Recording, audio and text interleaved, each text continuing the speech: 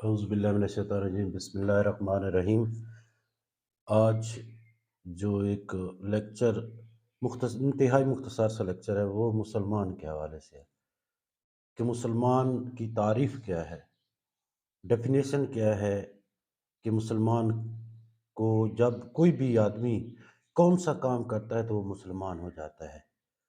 تو مسلمان کی جو تعریف ہے وہ یہ ہے کہ لا الہ الا اللہ محمد رسول اللہ۔ دو باتیں ہیں یہاں پر، ایک ہے توحید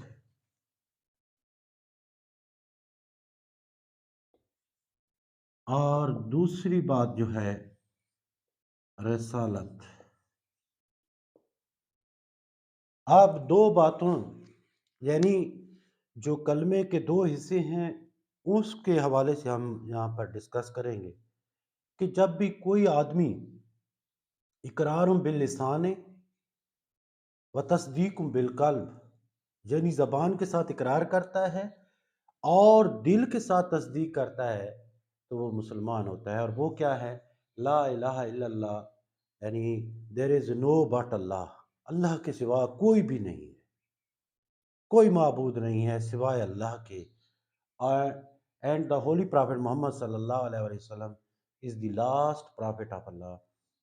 دوسرا جو ہے وہ رسالت ہے کہ محمد رسول اللہ جو ہے، محمد جو ہیں وہ اللہ کے آخری رسول ہیں، اللہ کے اور نبی ہیں، اللہ کے رسول ہیں۔ دو چیزیں جب کوئی آدمی یہ کہہ دیتا ہے تو وہ مسلمان ہوتا ہے۔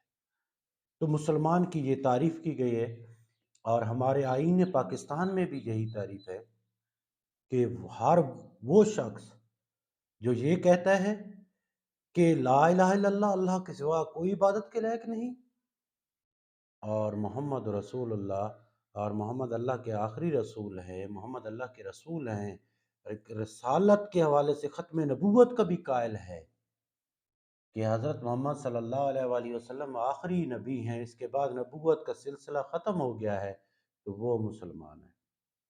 جب مسلمان کی بات ہوتی ہے تو ہمیں سب سے پہلے اللہ کا شکر ادا کرنا چاہیے کہ ہم مسلمان ہیں اور امت محمد صلی اللہ علیہ وآلہ وسلم میں سے ہیں۔ آگے کیا ہے جو ہم نے عیسائیوں کے بارے میں ڈسکس کیا تھا؟ عیسائی جو ہے وہ عبادت کرتے ہیں گرجا گھر میں، اور مسلمانوں کے لیے کیا ہے؟ عبادت ہے وہ مساجد میں ہے۔ ان کا بھی ذکر کریں گے، مسجد یا مساجد۔ اب وہ شخص، مسجد مساجد ایک اور ٹرم ہے عقیدہ، مسلک، عقیدہ ایک ہے مسلک۔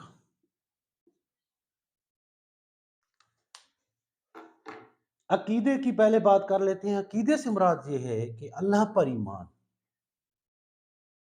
اس کے رسولوں پر ایمان، اس کی کتابوں پر ایمان جو آسمانی کتابیں تھیں، اور یوم آخرت پر ایمان، اچھی اور بری تقدیر پر ایمان، اور موت کے بعد پھر دوبارہ زندہ اٹھنے پر ایمان۔ یہ جب تمام چیزیں، ان کے بارے میں ہم فرشتوں کے حوالے سے بھی اور یہ کتابوں کے حوالے سے بھی، رسولوں کے حوالے سے بھی، اچھی اور بری تقدیر کے حوالے سے بھی، جب یہ ساری چیزوں پر ایمان لے آتے ہیں تو یہ ہمارا عقیدہ ہوتا ہے۔ مسلک، مسلک اور چیز ہے۔ یہ جو ہمارے برصغیر پاک و ہند میں مسلک بنے ہوئے ہیں، میں آپ کو یہ ڈیفائن کرنا چاہتا ہوں کہ خدا کے لیے یہ تاریخ اسلام کو پڑھ لیں، آپ کو پتہ ہو جائے گا۔ اور اس کے علاوہ نئی نسل کو گمراہ نہ کرنا، نئی نسل کو گمراہ نہ کرنا، نہ ہی خود گمراہ ہونا۔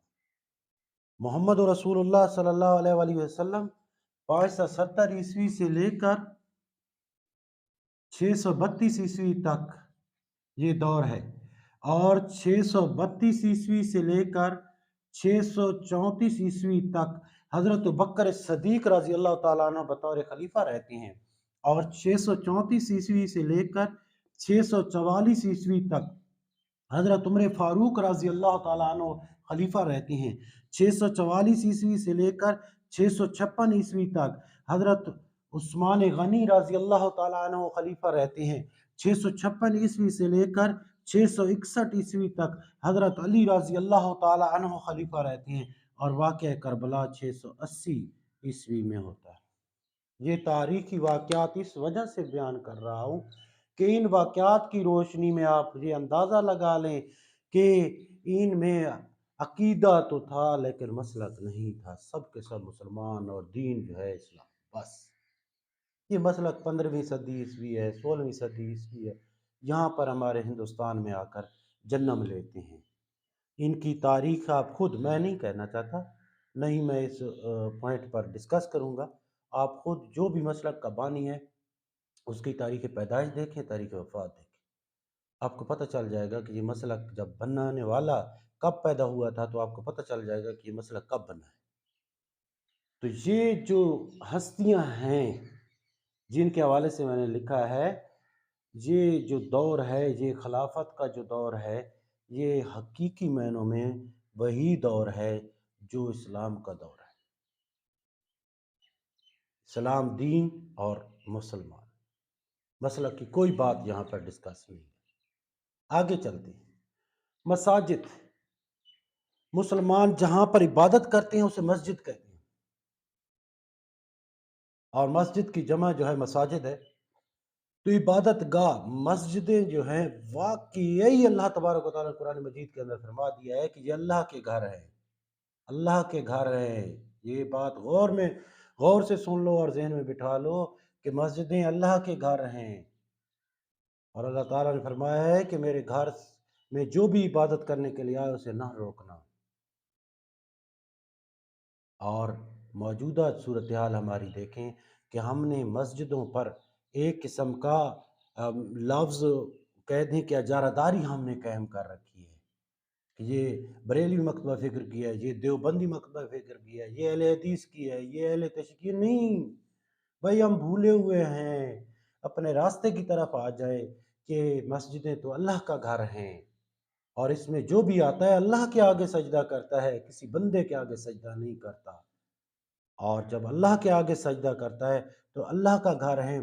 तो हम और तुम किसी मसलक से भी कोई ताल्लुक़ रखता हो, किसी भी मसलक से ताल्लुक़ रखो, कैसे रोक सकता है? नहीं रोक सकता। हाँ, वो रोक सकता है, अपने घर से रोक सकता है। हाँ, वो रोक सकता है, अपनी फैक्ट्री से रोक सकता है। हाँ, वो रोक सकता है, अपने जायदाद, अपनी लैंड से रोक सकता है और जो भी उसकी ज़ाती मलकियत है उससे तो रोक सकता है। लेकिन जो अल्लाह का घर है उससे कभी भी नहीं रोक सकता। ये ज़हन में रखना कि आप मुतवल्ली इसके बन सकते हैं, इसका इंतज़ाम कायम कर सकते हैं, इसकी सफाई का एहतमाम कर सकते हैं, इसमें इमाम के लिए तमाम अखराजात बर्दाश्त कर सकते हैं। लेकिन किसी भी मुसलमान को जो इस तारीख पर पूरा उतरता हो, उसके हवाले से आप ये नहीं कह सकते कि ये जो है इधर इबादत नहीं कर सकता। जो भी मुसलमान है, जो अल्लाह को एक मानता है, मोहम्मद सल्लल्लाहु अलैहि वसल्लम को रसूल मानता है, आखिरी नबी मानता है, वो क्या है? मुसलमान है। आज का हमारा टॉपिक ही मुसलमान है, तो उस मुसलमान को आप कभी भी नहीं रोक सकते। ये बात ज़हन में रखना चाहिए कि मसाजिद के हवाले से अगर फ़र्ज़ किया क़यामत वाले दिन अल्लाह तबारक व तआला ने पूछ लिया कि आपने क्यों रोका था? घर तो मेरा था। तो उसका जवाब आप क्या देंगे? आज मैं आपको ये बात बताना चाहता हूँ, गलत इंटरप्रिटेशन होती है,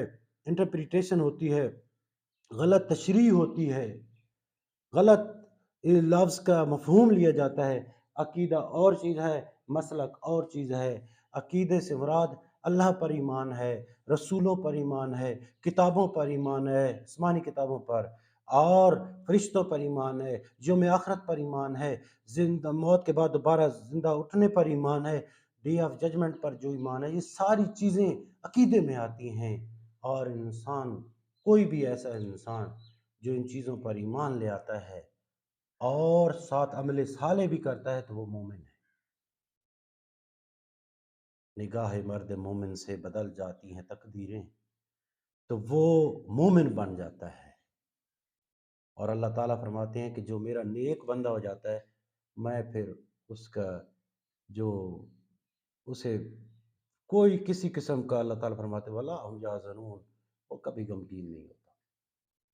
लिहाज़ा हमें आजकल के दौर में ये बात ज़हन नशीन करनी चाहिए, क्योंकि आज हमारा टॉपिक यहीं से स्टार्ट हो रहा है, तो हमें ये बात ज़हन नशीन होनी चाहिए कि मुसलमान क्या है, मुसलमान की तारीफ़ क्या है। लिहाज़ा इंशाअल्लाह कल हम एक इंतहाई खूबसूरत टॉपिक है, जिस पर अभी तक किसी ने डिस्कस नहीं किया, लेकिन मैं थॉरोली डिस्कस करूँगा इंशाअल्लाह, मोहम्मद मुस्तफ़ा सल्लल्लाहु अलैहि वसल्लम और पॉलिटिकल साइंस, जिसे पॉलिटिक्स भी कह सकते हैं।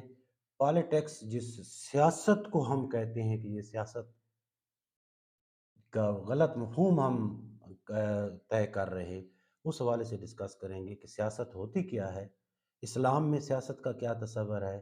इस्लाम में पॉलिटिकल साइंस और इस्लाम का क्या ताल्लुक है? इसका तकाबली जायज़ा लेकर मैं इंशाअल्लाह लेक्चर दूँगा। थैंक्स।